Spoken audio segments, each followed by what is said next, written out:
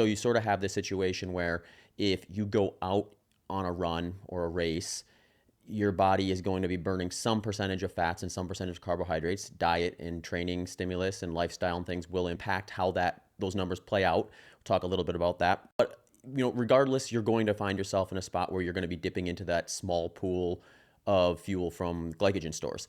And over time, if you don't take in a carbohydrate that will be preferentially burned, your body will be dipping into those pools to the point where your body starts sending those signals of, okay, make this more difficult, make that pace more difficult for the person to produce in order to preserve that. So that is kind of one of the things that this study is sort of challenging is that the real limiter that we're seeing?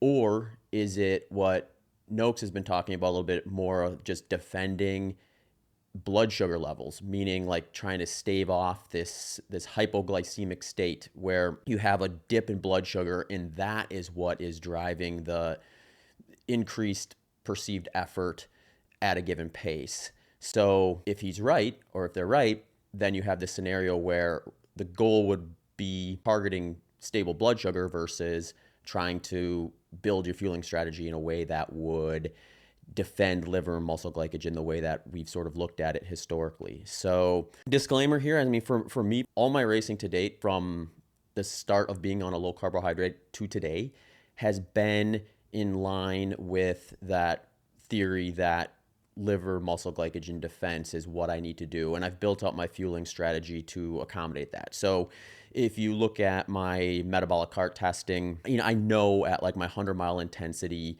I'm going to be burning somewhere between 80 to 90% fat, and then the remainder will be carbohydrate. So when I build up my fueling strategy, one of the reasons why I'll target roughly 40 grams of carbohydrate per hour on many of those races is because I'm trying to defend or introduce enough carbohydrate over the course of that, roughly 12 hours to make up for what would need to be dipped into that liver muscle glycogen, and then therefore keeping that intact so that I don't feel that as much of that increased effort along the way. Now, there's other things at play, obviously, when you're running and racing that are going to kind of increase fatigue. That's one to be considered about and one to try to like figure out for yourself. So that's how I've built my things out. That's how I've raced.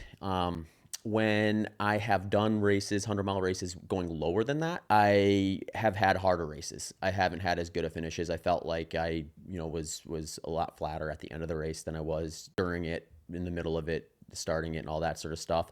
And I've also done races where I've introduced more, and I haven't perceived, anyway, a improved or increased benefit from that. So for me, my anecdotal in-race experience tells me that based on my dietary habits, lifestyle, fueling targets, that kind of 40-gram number is what really, really works for me. So you're going to see a lot of range there. I mean, especially in the ultra running world, cycling world, racing world in general now, where athletes are targeting very, very high numbers and sometimes up well above 100 grams per hour. And they're sort of following a similar equation as I am. They're just building it off of the framework that they're getting from their testing. So if they're a high carbohydrate athlete, they're probably more likely to be something closer to 50-50 carbohydrate to fat metabolism when they're at their, like, say, 100-mile intensity. So for someone who is running near the front of a pack, their workload may be high enough to where that could necessitate 100 plus grams of carbohydrate to defend that. So that's where you get that disparity between my target and their target, but we're kind of working from the same equation.